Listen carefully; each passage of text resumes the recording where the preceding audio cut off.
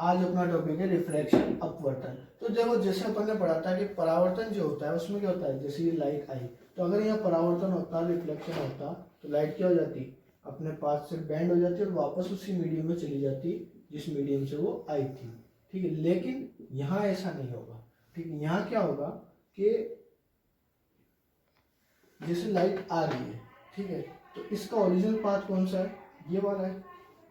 लेकिन जब कोई रे ऑफ लाइट यानी कि कोई प्रकाश की किरण किसी एक माध्यम से दूसरे माध्यम में जाती है तो क्या होता है, वो अपने पथ से विचलित हो जाती है। मतलब जैसे परावर्तन में हमने पढ़ा तो विचलन हो रहा था, लेकिन कहाँ जा रही थी, वापस जा रही थी। लेकिन यहाँ क्या होगा, जैसे ये इस रेखा में जाना चाहती है, इस लाइन में मोशन करना चाहती है, तो या तो ये क्या होगी, अपने पथ से दूर हट जाएगी या इस तरफ चली जाएगी। पर दोनों ही केस में ये क्या हो जाएगी, अपने पाथ से डिस्ट्रैक्ट हो जाएगी, अपने पथ से विचलित हो जाएगी। अब जैसे हमने वहाँ नॉर्मल खींचा था, अभिलंब खींचा था, वैसे यहाँ भी एक अभिलंब खींच लेंगे। ठीक है, तो अब हम क्या कह सकते हैं कि जब कोई प्रकाश किरण किसी एक माध्यम से दूसरे माध्यम में गमन करती है तो वह अपने पथ से विचलित हो जाती है, जिसे क्या कहते हैं, अपवर्तन। ठीक है, ये तो हो गई बात अपवर्तन की। अगर इसको और इम्प्रूव करना तो हम ये कह सकते हैं कि जब कोई प्रकाश किरण किसी एक माध्यम से दूसरे माध्यम में गमन करती है तो वो अपने पथ से विचलित होकर या तो अभिलंब से दूर हट जाती है या अभिलंब की ओर आ जाती है। ठीक है, इंग्लिश में बात करें तो देखो, ये रे इंसिडेंट हो रही है। ठीक है, अब ये जो रे ऑफ लाइट है ये एक मीडियम से दूसरे मीडियम में मूव कर रही है, लेकिन इसका जो ओरिजिनल पाथ है वो बदल चुका है। ठीक है, और ये जैसे हमने रिफ्लेक्शन में नॉर्मल खींचा था वैसे यहाँ पे नॉर्मल ड्रॉ कर दिया है। तो देखो, अपन रिफ्लेक्शन को कैसे डिफाइन कर सकते हैं, when ever a ray of light moving from one medium to second medium then it distract from its original path। ठीक है, इतना भी रिफ्लेक्शन, ये भी परफेक्ट डेफिनेशन। इसके अलावा इसको और डिटेल में कैसे लिख सकते हैं, when ever a ray of light moving from medium 1 to medium 2 then after moving the light get distract from its original path and can be move towards the normal और अवे फ्रॉम द नॉर्मल। मतलब दोनों case हो सकते हैं, इसे कहते हैं reflection. अब अपन बात करते हैं, जैसे मैंने दो केस बताए, या तो अभिलंब की ओर या अभिलंब से दूर, टूवर्ड्स द नॉर्मल और अवे फ्रॉम द नॉर्मल। तो ऐसा कब होगा, अब इसके लिए आपको दो चीज सीखनी पड़ेगी। एक होती है डेंस यानी कि सघन, और एक होता है रेयर यानी कि विरल। ठीक है, ये दोनों ही मीडियम के टाइप से माध्यम के प्रकार हैं। मीडियम यानी कि माध्यम। ठीक है, दो प्रकार के होते हैं, two types of medium and या माध्यम।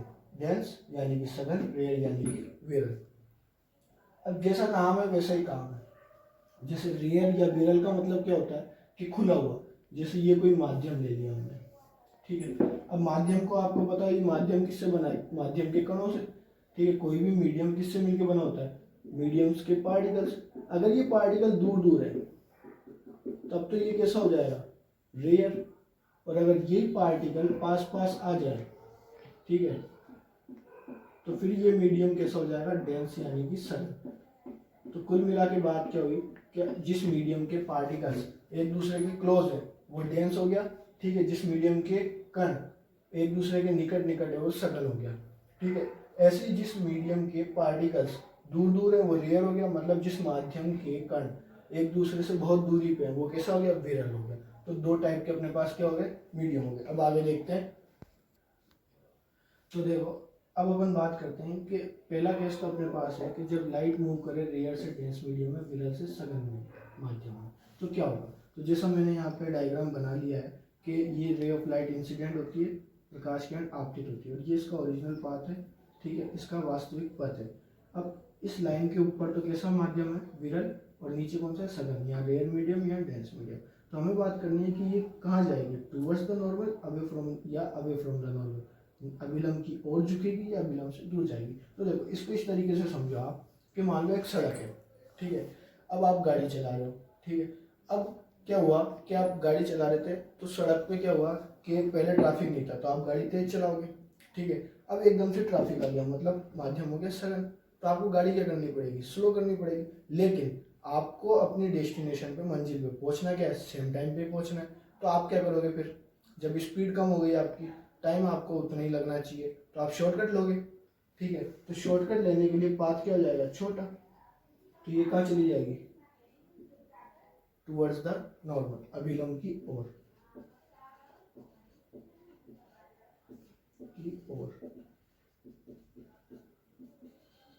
Towards the normal. ठीक है, अब देखो जैसे हमने वहां पे दो एंगल लिए थे, इंसिडेंट एंगल और रिफ्लेक्शन एंगल, वैसे यहाँ भी ले सकते हैं इंसिडेंट एंगल, और रिफ्लेक्शन नहीं लेंगे, यहाँ पे लेंगे रिफ्रैक्शन एंगल, आपतन कोण और अपवर्तन कोण। ठीक है, तो देखो बराबर तो होंगे नहीं, क्योंकि बराबर तो कब होते, जब ये वाला काम में रहते, तभी तो ये शीर्षाभिमुख या वर्टिकल अपोजिट कहलाते, पर ये लाइन तो डिस्ट्रैक्ट हो गई। तो यहाँ पे आप क्या देखते हो कि angle r is less than angle i, और ये कब हो रही है सिचुएशन, जब आप जा रहे हो रेयर टू डेंस, विरल से सघन की ओर। अब अपन अगला बात करते हैं कि जब अगर लाइट जा रही हो डेंस टू रेयर या सघन से विरल में, तो क्या होगा। तो देखो वापस वही एग्जांपल लेते हैं, आप गाड़ी चला रहे थे, ठीक है, ट्रैफिक था, तो गाड़ी की स्पीड क्या थी, स्लो थी, एकदम से ट्रैफिक खत्म हो गया, ठीक है, तो गाड़ी की स्पीड क्या हो जाएगी, बढ़ जाएगी, लेकिन अभी भी हमें टाइम उतना ही लगाना है। तो फिर हम क्या करेंगे, भाई स्पीड तो बढ़ गई, ठीक है, तो हम क्या करेंगे, लंबा रास्ता ले लेंगे, क्योंकि टाइम तो उतना ही लगना है, स्पीड बढ़ गई, तो रास्ते को क्या कर देंगे, लंबा। तो लंबा करने के लिए क्या हो जाएगी, अवे फ्रॉम द नॉर्मल। तो अब यहाँ पर जब एंगल आई और एंगल आर की बात करेंगे, तो ये अभिलंब से दूर हट गई, क्योंकि इसको अपना रास्ता क्या करना था, लंबा करना था। ठीक है, तो यहाँ पर हम क्या देखेंगे कि एंगल आर यानी कि कोण आर बड़ा है कोण आई से, तो ये क्या हो जाएगी, अभिलंब से दूर, दूर यानी कि अवे फ्रॉम द नॉर्मल। आई बात समझ में, मतलब क्या किया हमने, देखो पहले हम गए थे रेयर टू डेंस, विरल से सघन, मतलब पहले हम गाड़ी चला रहे थे, ट्रैफिक नहीं था बिल्कुल भी, ठीक है। अब क्या हुआ, एकदम से ट्रैफिक बढ़ गया, लेकिन हमें क्या करना है, अपने डेस्टिनेशन पे, अपनी मंजिल पे उसी टाइम, सेम टाइम पे पहुंचना है। तो हम क्या करेंगे, कोई शॉर्टकट ले लेंगे, क्योंकि गाड़ी की स्पीड तो बढ़ नहीं सकती क्योंकि ट्रैफिक है, तो हमने शॉर्टकट ले लिया। तो कहाँ गए, टूवर्ड्स द नॉर्मल, अभिलंब की ओर झुक गए, तो शॉर्टकट आ गया। ऐसे ही यहाँ पर देखो, पहले ट्रैफिक था, फिर एकदम से ट्रैफिक कम हो गया, ठीक है, तो गाड़ी की स्पीड क्या हो जाएगी, बढ़ जाएगी, लेकिन हम टाइम तो उतना ही लगाना है हमें, तो हम क्या करेंगे, रास्ते को बड़ा कर देंगे। जैसे आप स्कूल से घर आते हो, तो आप क्या करते हो, घूमते घूमते आते हो, ठीक है, रास्ता बड़ा हो जाता है। वैसे ही आप जब घर से स्कूल आते हो, तो शॉर्टकट लेके आते हो, क्योंकि आपको स्कूल जल्दी पहुंचना होता है, अपने दोस्तों से मिलना होता है। तो ये दोनों अपन ने समझ लिया कि जब विरल से सघन में जाएंगे तो क्या होगी, टुवर्ड्स द नॉर्मल यानी कि अभिलंब की ओर, और जब डेंस से रेयर में या सघन से विरल में जाएंगे तो अवे फ्रॉम द नॉर्मल, अभिलंब से दूर। आगे बात समझ में, ठीक है। अब आगे देखते हैं, तो देखो अब अपन पढ़ेंगे सम एग्जांपल ऑफ रिफ्लेक्शन, यानी कि अपवर्तन के उदाहरण।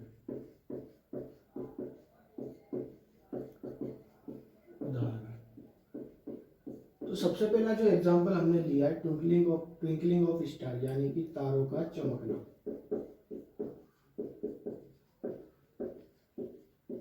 तो इसके बारे में बात करते हैं। तो आप सबको पता होगा कि तारे जो होते हैं वो चमकते हैं, ठीक है। अब क्यों चमकते हैं, क्योंकि अपवर्तन की वजह से। क्यों, क्योंकि हम उदाहरण ही इसके पढ़ रहे हैं, और पहला पॉइंट हमने क्या लिख दिया, ट्विंकलिंग ऑफ स्टार, तारों का चमकना। तो ये तो क्लियर हो गया कि तारे चमकते क्यों, अपवर्तन की वजह से। अब ये अपवर्तन कैसे होता है उसकी बात करते हैं। तो देखिए, ये अपनी अर्थ है,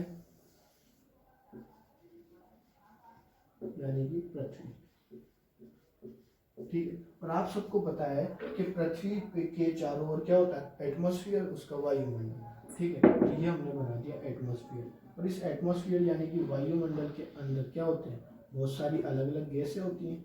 अब अलग अलग गैसें होंगी तो उन अलग अलग गैसों से अलग अलग माध्यम बनेंगे या नहीं बनेंगे, बनेंगे, ठीक है। तो ये मैंने 3-4 लेयर बना दी भाई एटमॉस्फेयर की, वातावरण की। मैं यहाँ साइड में आपको लिख देता हूँ, एटमॉस्फेयर, वातावरण, ठीक है। अब जैसा कि हमें पता है कि जो एटमॉस्फेयर होता है उसमें एक ही गैस तो होती नहीं, ऑक्सीजन भी होगी, नाइट्रोजन भी होगी, हाइड्रोजन भी होगी, हीलियम भी होगी। तो हर गैस की डेंसिटी या हर गैस के जो कण होंगे, पार्टिकल होंगे, वो अलग अलग डिस्टेंस पे होंगे, तो कहीं रेयर होगा, कहीं डेंस होगा। अब अपन बनाते हैं एक स्टार, ठीक है। अब स्टार वैसे तो बड़े होते हैं अर्थ से, और बहुत दूर होते हैं तो हमें छोटे दिखते हैं, इसलिए हमने छोटा बनाया। बाकी आप कंफ्यूज ना हो कि सर ने तो स्टार छोटा कर दिया, इसका मतलब पृथ्वी से छोटा होता होगा, अर्थ से छोटा होगा, ऐसा नहीं होगा। ये स्टार है, अपना तारा है। ठीक, अब जैसा कि हमें पता है कि स्टार बहुत ज़्यादा दूर है, बड़े होते हैं लेकिन दूर है इसलिए छोटे दिखते हैं, तो वहाँ से लाइट मान लो चली। ठीक है, और आप सबको पता है कि स्पेस में कोई मीडियम नहीं है, कोई मीडियम नहीं है तो इसका पाथ डिस्ट्रैक्ट नहीं होगा। लेकिन जैसे ही ये रे ऑफ लाइट कहाँ एंटर करती है, अर्थ के एटमॉस्फेयर में, इससे क्या होने लगेगा, रिफ्लेक्शन होने लगेगा। अब अलग अलग मीडियम है तो अलग अलग तरीके से बैंड खाएगी, और बैंड खाने के बाद आपको यहाँ पे मिल जाएगी। सपोज करो आप यहाँ पे बैठे हुए, तो ये लाइट आपको मिली। अब आपकी आँख तो समझती नहीं है कि रिफ्लेक्शन जैसी भी कोई चीज़ होती है, तो वो तो इसको वापस घुमाएगी नहीं। ठीक है, वो क्या करेगी कि ये लाइट आ रही है, इसी को पीछे बढ़ा लेते हैं, यहीं पे हमें क्या दिख जाएगा, स्टार दिख जाएगा। ये लो, तो ये स्टार क्या हो गया, शिफ्ट हो गया। शिफ्ट यानी कि विस्थापित। तो था तो कहाँ, यहाँ पे, लेकिन आपको दिखा यहाँ पे। लेकिन हम यहाँ बात इसकी नहीं कर रहे कि ये अपनी एक्चुअल पोजीशन से हिल के क्यों दिखता है, शिफ्ट क्यों दिखता है। हम तो बात कर रहे हैं चमकने की या टिंकलिंग की। ठीक है, इसको चमकना नहीं बोलेंगे, टिमटिमाना बोलेंगे, ज़्यादा सही रहेगा, टिमटिमाना। ठीक है, मतलब ऐसे बंद कुछ बंद करूँगा। तो एक्चुअली होता क्या है, ये तो आपको समझ में आ गया कि जगह दूसरी दिखती है। अब जो मीडियम है हमारे चारों तरफ, ठीक है, ये क्या होते हैं कि चेंज होते रहते हैं। कभी CO2 बढ़ गई, कभी O2 बढ़ गई, कभी ओजोन बढ़ गई, कभी कोई सी गैस बढ़ गई। तो यहाँ पर जो मीडियम्स की डेंसिटी है, सघनता है या विरलता है, रेयरसिटी है, वो क्या होगी, चेंज होगी। और चेंज होगी तो लाइट की डायरेक्शन भी क्या होगी, चेंज होगी। मतलब कभी इस तरफ आ रही थी, कभी ये लाइट इस तरफ आ जाएगी, तो आपको ये तारा कभी यहाँ दिखने लग जाएगा, या कभी ये घूम फिर के इस तरफ आ जाएगी, तो कभी ये तारा आपको यहाँ दिखने लग जाएगा। ठीक है, तो अलग अलग जगह दिख रहा है। ठीक है, तो इसीलिए हम, ये क्या हो रहा है, टिमटिमा। टिमटिमाने का मतलब कैसे, आप मानो ये जो बोर्ड है ये पूरा ब्लैक है। ठीक है, अब मैंने इसके ऊपर अलग अलग बहुत सारे बल्ब लगा रखे। अब एक बल्ब यहाँ पे और इस पूरे पे बल्ब लगे हुए, ये बल्ब मैंने जलाया तो आपको यहाँ दिखा, सिर्फ ये बल्ब दिखेगा क्योंकि पूरे पे क्या अंधेरा। मैंने बल्ब कर दिया बंद, अब मैंने जला दिया यहाँ वाला बल्ब। ठीक है, तो आपको यहाँ अलग बल्ब दिखेगा, लेकिन पहले जो यहाँ बल्ब दिखा था वो आपको दिखा ही नहीं, गायब हो गया। ठीक है, तो आपको क्या लगेगा, बुझ गया वो। ठीक है, थोड़ी देर के बाद ये यहाँ चलेगा, यहाँ चलेगा, और फिर घूम फिर के वापस यहीं आ जाएगा। तो आपको क्या लगेगा, ये जो बल्ब था ये बंद हुआ और फिर जल गया, और इसी को क्या बोलते हैं, टिमटिमाना यानी ट्विंकलिंग। तो ये क्या हो रहा है कि जो मीडियम है वो चेंज हो रहे हैं, इस वजह से ये स्टार बार बार शिफ्ट हो रहा है, और थोड़ी बहुत देर बाद शिफ्ट होकर वापस अपनी पोजीशन पे आ जाता है। तो आपको क्या लगा, पहले यहाँ था, फिर गया, फिर आया। और ये चीज़ जो होती है बहुत तेज़ी से होती है, तो आपको ब्लैकआउट नहीं दिखेगा, आपको ऐसे बुझता हुआ दिखेगा, फिर जलता हुआ, बुझता हुआ, जलता हुआ। ठीक है, तो इसीलिए रिफ्रैक्शन या अपवर्तन की वजह से क्या होती है, ट्विंकलिंग ऑफ स्टार। अब अगला देखते हैं। तो देखो अगला एग्जांपल है अपने पास, bending of rod in water bowl, या पानी में डूबी हुई छड़ का मुड़ा हुआ दिखाई देना। तो आप ये चाहो तो एक्सपेरिमेंट कर सकते हो घर पे। जैसे कांच का गिलास लो, ठीक है, उसके अंदर एक पेंसिल डाल दो, तो जब आप उसको ऊपर से देखोगे, ऐसा आपको तो पता है कि वो पेंसिल एकदम सीधी है, लेकिन जब आप उसको ऊपर से देखोगे गिलास के, तो आपको क्या लगेगी, मुड़ी हुई लगेगी, कि मतलब ये बीच में से मुड़ गई है। अब ऐसा क्यों हो रहा है, उसके पीछे बात करते हैं। कि जैसे यहाँ से मान लो रे ऑफ लाइट चली, ठीक है, इस रोड के बॉटम से रे ऑफ लाइट चली, अब ये पानी था,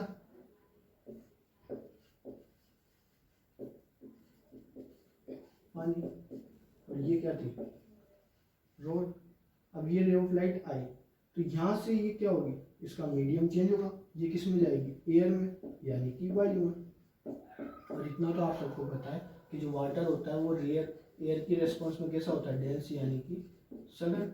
और जो एयर हो जाएगी वाटर के रेस्पॉन्स में, वो कैसी हो जाएगी, रेयर यानी कि विरल। और अभी अभी हमने पढ़ा है कि जब कोई भी लाइट सघन से कहाँ जाती है, विरल में, या डेंस से रेयर में, तो क्या होगी, वो नॉर्मल की तरफ जाएगी या नॉर्मल से दूर हटेगी, टुवर्ड्स द नॉर्मल या अवे फ्रॉम द नॉर्मल। ठीक है, तो इसको जाना तो इस तरफ था, लेकिन ये क्या हो जाएगी, अवे फ्रॉम द नॉर्मल, ये लोग घूम गई। ठीक है, ये एंगल आई और ये एंगल आर, और यहाँ पर क्या हो जाएगा, r is greater than i, angle r बड़ा हो जाएगा आई से। अब आप यहाँ बैठे हो,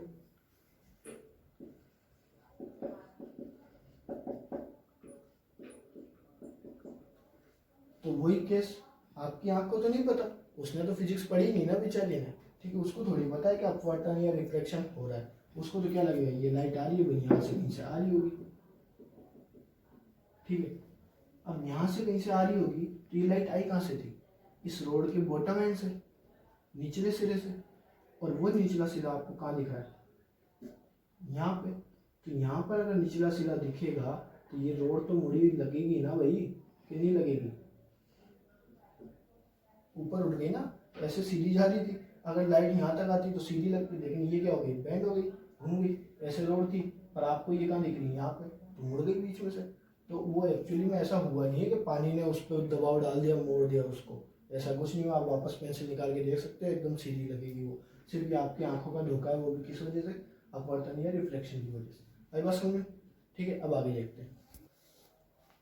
तो देखो अब अपन अगला एग्जांपल पढ़ने वाले हैं, bottom of a water ball shifted upward, मतलब ऊपर दिखाई देना, किसी भी पानी से भरे हुए बीकर के तल का ऊपर उठा हुआ दिखाई देना। तो सेम रीजन है, वैसे रोड की तरह उसी से समझ सकते हो। जैसे यहाँ से बॉटम से कोई रे ऑफ लाइट चली, चाहो तो इस तरफ चला लो, चाहो इस तरफ, मैं इस तरफ चला लेता हूँ क्योंकि जगह है मेरे पास इस तरफ, ठीक है। तो ये वापस वही वाटर यानी कि पानी, ठीक है, और यहाँ पर क्या हो जाएगी, एयर यानी कि वायु, और वायु आपको पता है पानी की तुलना में कैसी होती है, रेयर यानी कि विरल। यहाँ पर आपको बात ध्यान रखना, मैं बात कर रहा हूँ रेस्पेक्टिवली यानी कि तुलनात्मक, ठीक है।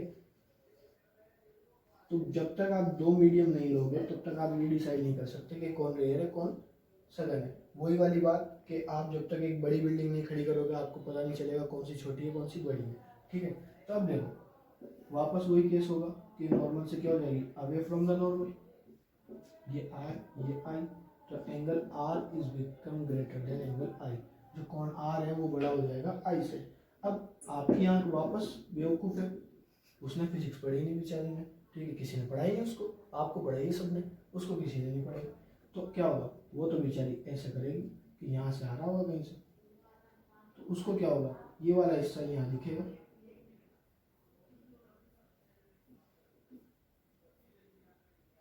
जैसे ये ए पॉइंट है तो उसको कहाँ दिखेगा, ए डैश पे। तो ए डैश, ए पॉइंट क्या था, इसका बॉटम था, इसका तल था, और वो कहाँ उठ गया, ऊपर। तो ये लो, ये तल क्या हो गया, ऊपर उठ गया। क्यों उठ गया, डिफ्रैक्शन की वजह से, अपवर्तन की वजह से। और मेन रीज़न क्या है, क्योंकि हमारी आंख भौंदू है, उस बेचारी ने कुछ पढ़ा ही नहीं फिजिक्स, ठीक है। उसको पढ़ाओ, कोई पढ़ा ही नहीं रहा उसको, तुम्हें पढ़ा दें सब, उसको पढ़ा देंगे तो सारी समस्या हल हो जाएगा, ना तो टारगेट टिमटिमाएंगे, ना रोड बड़ी हुई दिखेगी, ना तल ऊपर दिखेगा। वैसे इस एग्जाम्पल को भी आप घर पे कर सकते हैं, कांच का गिलास लेना, ठीक है। कांच का इसलिए बोल रहे हैं क्योंकि उसके आर पार देखना आसान होता है, ठीक है, उसमें पानी भरना। तो पहले जब आप पानी नहीं भरोगे तो आपको ज़्यादा गहरा लगेगा, लेकिन जैसे आप पानी भरोगे आपको लगेगा यार ये तो कम हो गया, ठीक है। तो इस तरीके से आप अपने छोटे भाई को बेवकूफ़ बना सकते हैं चाहे तो। आज के लिए इतना ही, बाकी अगली वीडियो में देखेंगे। घर पर रहें, सुरक्षित रहें, धन्यवाद।